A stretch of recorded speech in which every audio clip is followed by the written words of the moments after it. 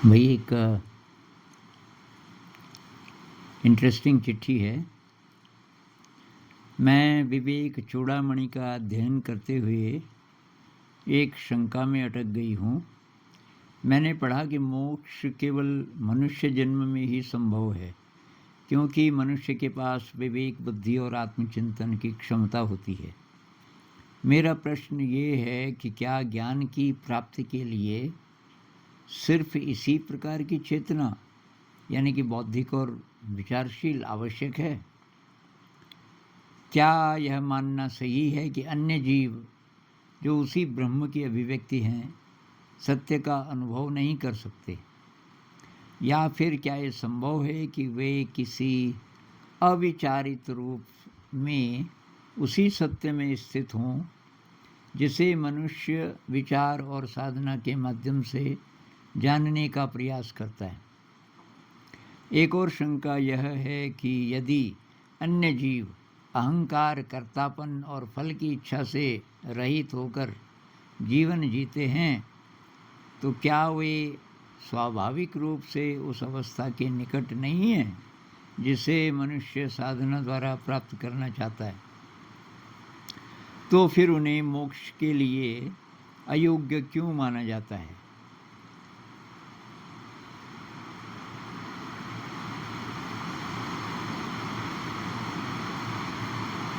तो कि अंततः मैं यह समझना चाहती हूँ कि क्या मोक्ष वास्तव में केवल मनुष्य जन्म तक सीमित है, या अंतर केवल इतना है कि मनुष्य ही उसे जागरूक रूप से पहचानने और व्यक्त करने में सक्षम है?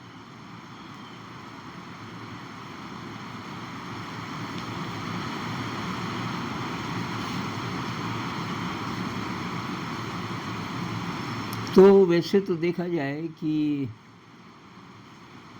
हम ध्यान इसलिए करते हैं कि भाई वर्तमान में रह सकें, भविष्य की चिंता न हो, पास्ट में हमारा मन प्रीऑक्युपाइड न हो, और ये अहंकार के पार हम जा सकें, राग द्वेष न हो।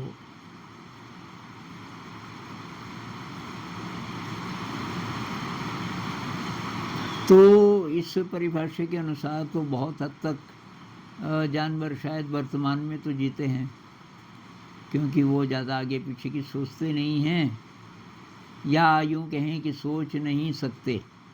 उनके ब्रेन में वो ज़्यादा या तो नेटवर्क्स नहीं हैं, या वो सर्वाइवल मोड में बहुत ज़्यादा रहते हैं। जानवर इंस्टिंक्टिव बिहेवियर में ज़्यादा होते हैं, और सर्वाइवल मोड मतलब उनकी ज़िंदगी के लिए जो जो ज़रूरी है सर्वाइव करने के लिए, तो सारी एनर्जी वो उसमें लगा देते हैं।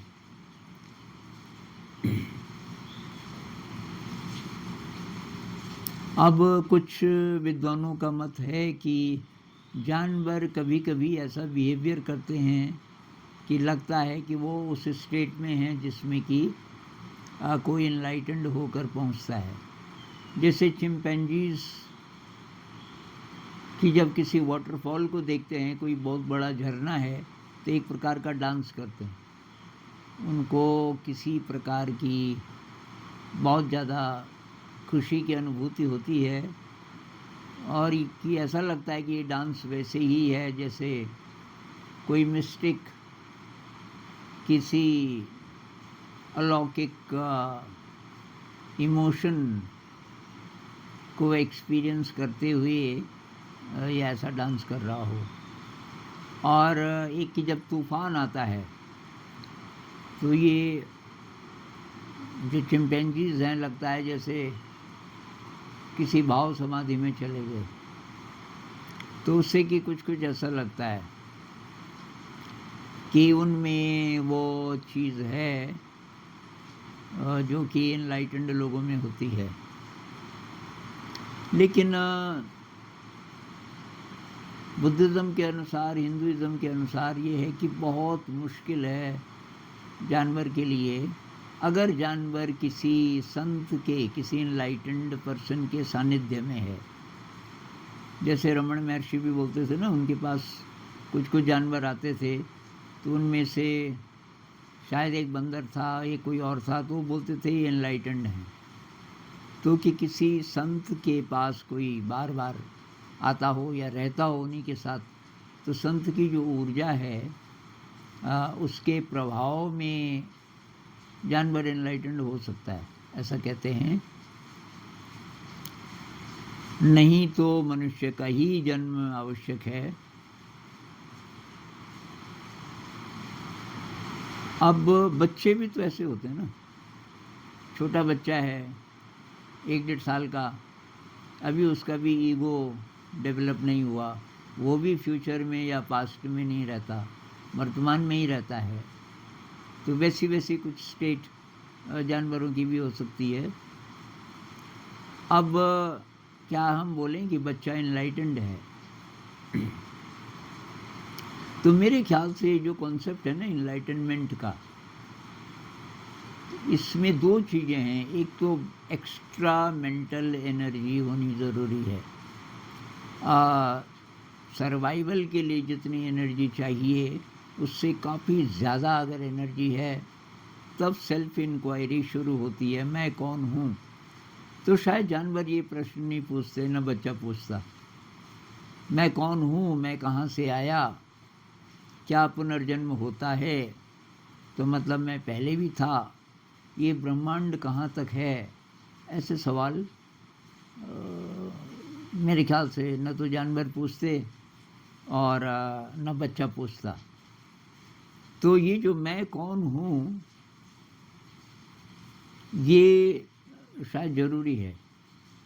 और इस सवाल को पूछने के लिए ब्रेन के अंदर बहुत ज़्यादा शक्ति होनी पड़ेगी।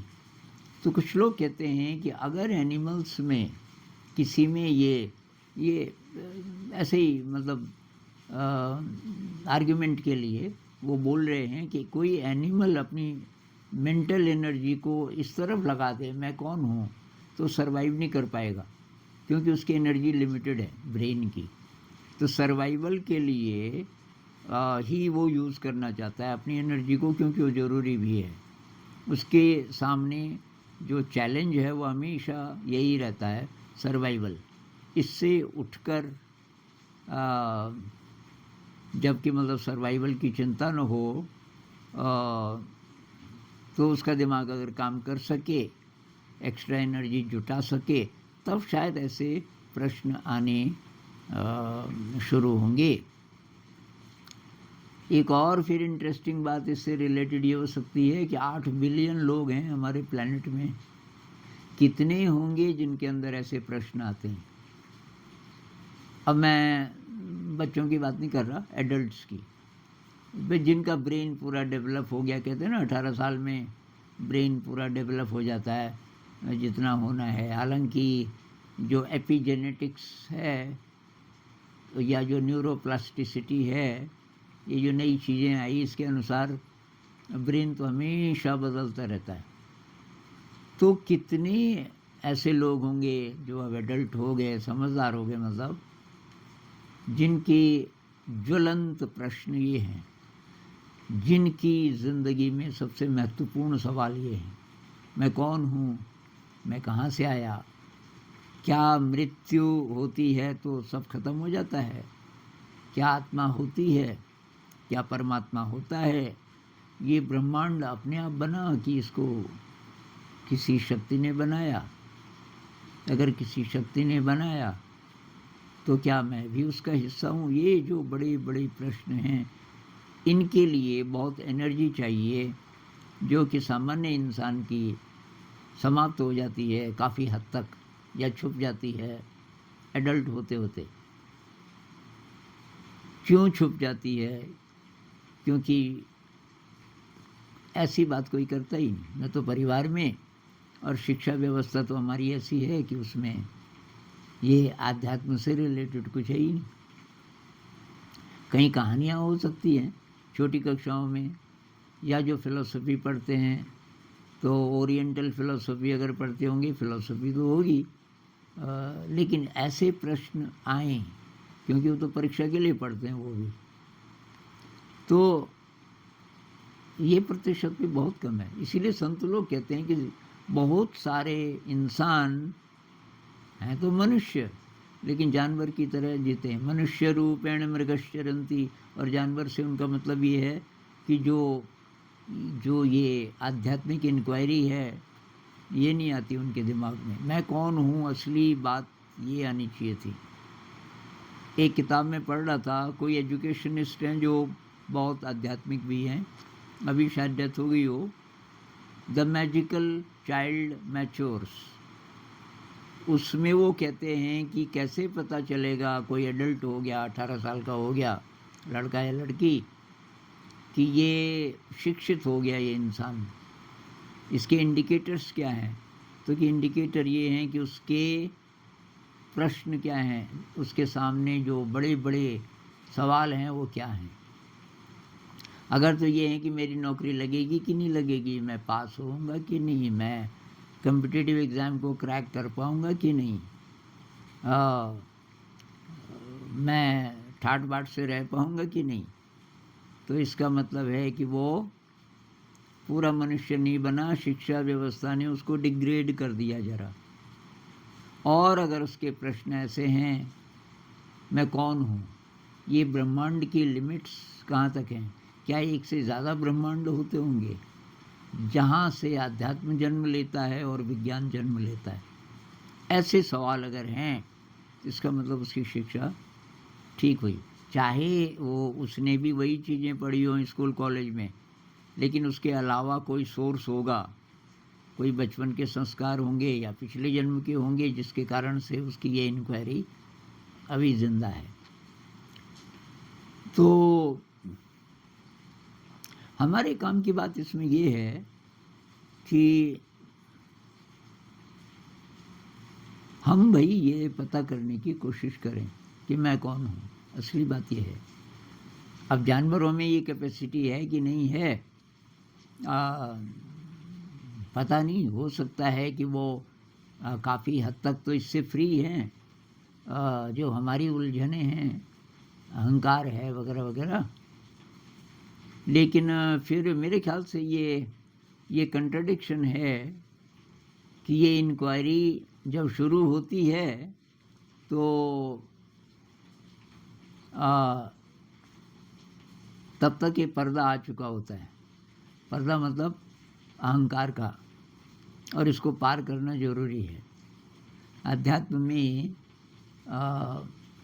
ज़्यादातर, अब कोई कोई है जो कि जन्म से ही लगभग इनलाइटेंड है, जिसमें ये अहंकार वगैरह है ही नहीं, रामकृष्ण जैसे कोई हो सकते हैं ऐसे, लेकिन ज़्यादातर लोगों के अंदर ये जो इंक्वायरी है, इसके साथ फिर चैलेंज ये होता है कि इन प्रश्नों के उत्तर जानने के लिए आपको ईगो के पार जाना पड़ेगा, अहंकार के पार जाना पड़ेगा, जिसके लिए बहुत ज़्यादा आपको शक्ति चाहिए। न्यूरोलॉजी वाले बोलेंगे कि ब्रेन को रीऑर्डर करना पड़ेगा। हमारा जो ब्रेन है वो गड़बड़ा गया बहुत ज़्यादा, गलत लालन पालन से, गलत शिक्षा से। न्यूरॉन्स के जो नेटवर्क्स हैं ब्रेन के अंदर वो पैथोलॉजिकल हो गए, बीमार नेटवर्क्स, गड़बड़ वाले। उनको डिसमेंटल करके अच्छे नेटवर्क्स बनाने के लिए बहुत ज़्यादा आप कोशिश करनी पड़ेगी। उसी के लिए साधना है, और साधना को सपोर्ट करने वाली जितनी चीज़ें हैं वो सब इसके लिए कि हमारे ब्रेन में सुव्यवस्था आ सके। शील है, पारमिताएँ हैं इत्यादि। तो अगर हम इस तरफ जा रहे हैं, हम अपने अहंकार के पार जाने की कोशिश कर रहे हैं, हम साधना कर रहे हैं, ब्रेन में सुव्यवस्था ला रहे हैं, और हमारे आसपास जानवर हैं, तो ये चीज़ उनमें भी जा रही होगी। और आप देख भी सकते हैं, जहाँ मान लीजिए कि कहीं ध्यान होता है सामूहिक, बहुत सारे लोग एक साथ मिल कर के ध्यान करते हैं, और कोई कम्युनिटी है और उनके साथ कोई कुत्ता भी है मान लीजिए, तो कोई कुत्ता आया, कुछ सालों बाद आप देखोगे कि उस कुत्ते के व्यवहार में बहुत ज़्यादा चेंज, ये मैंने देखा है, पशुओं में बहुत ज़्यादा चेंज आ जाता है उस ध्यान की एनर्जी से। और चीज़ों में भी आता होगा, जो आसपास लाइफ फॉर्म्स हैं, वनस्पति है और चीज़ें हैं, लेकिन तो तब आप मदद कर रहे हैं उसकी भी। तो हो सकता है कि अगले जन्म में पहले वो इंसान ही बने। लेकिन रमन महर्षि कहते हैं कि कोई कोई जानवर सीधे इनलाइटेंड हो सकते हैं, और उनके लिए बोलते थे, उनके पास जो आते थे। तो ये हम मान सकते हैं कि रमन महर्षि जी की एनर्जी के कारण वो जानवर इस काबिल बने कि वो जानवर रहते हुए भी इनलाइटेंड हो सकते हैं।